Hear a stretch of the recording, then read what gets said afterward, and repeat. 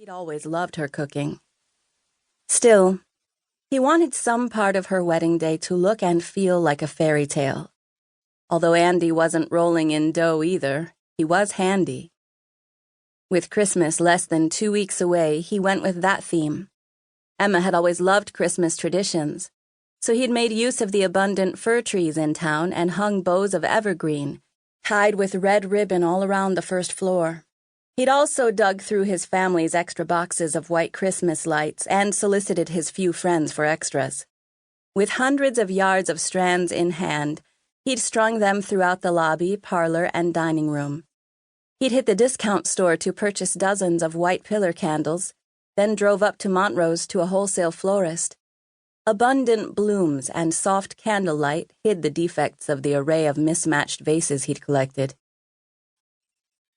As a final touch, he'd swathed the banisters and decorative columns in shimmering white organza to give the old Victorian a look of bygone elegance.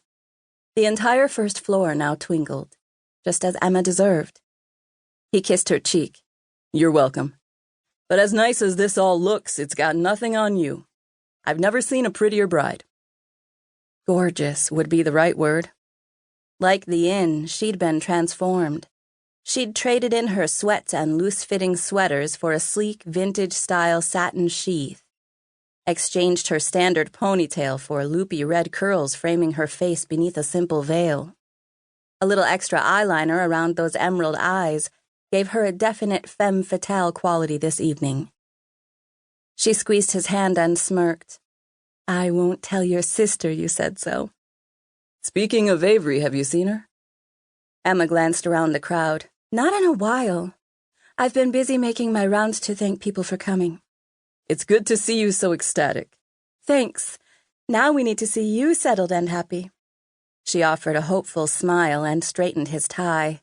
No surprise it needed an adjustment, considering the last time he'd worn one had been when he'd met with his lawyer about the plea bargain.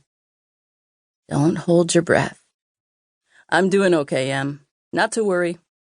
"But I do. Hopefully you'll end up under the mistletoe with someone special." She hugged him again, which he appreciated.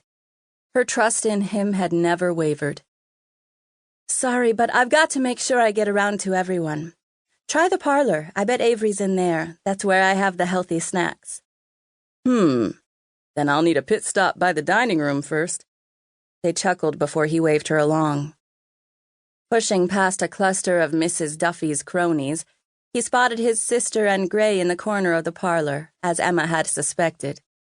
He beelined for them, having little interest in socializing with the masses. "What's wrong?" Avery asked when he approached. "Nothing." He sent Gray a questioning look. "You've got a blank look on your face like you're not really here," she pressed. Andy shrugged, putting Mrs. Mayer and his frustrations aside. "I just saw Emma, but haven't caught up to Wyatt." "I think Tripp's dragged him off to the bar again," Avery said. "Huh." He'd go join them, but he didn't need more scrutiny. Gray cleared his throat. His brother-in-law had been pretty friendly for Avery's sake, although Andy couldn't claim they were close. That wasn't Gray's fault. Andy couldn't look at the guy without remembering what he'd done and how Gray had suffered. Fortunately, after knee surgery and a long stretch of physical therapy, which also netted Gray his wife, he'd made it back on the slopes and kept his mountain expedition company afloat. "Expecting big snow this week," Gray said before chugging some beer. No one gave him the side eye. "I hope to get out at least once." Andy tucked his hands in his pockets. Gray, Tripp, Wyatt, and their clients hiked into the backcountry to ski and snowboard. Andy enjoyed that on occasion, but he'd preferred working with the tourists on resort terrain. He loved moguls and trick parks, and he really, really wanted to be out there on a daily basis.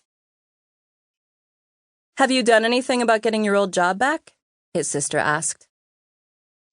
Andy shook his head.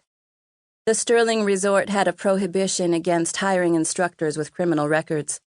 It'd be a serious long shot, so he had to figure out the best approach. "Nikki's here tonight," Avery said. "I know." Andy had been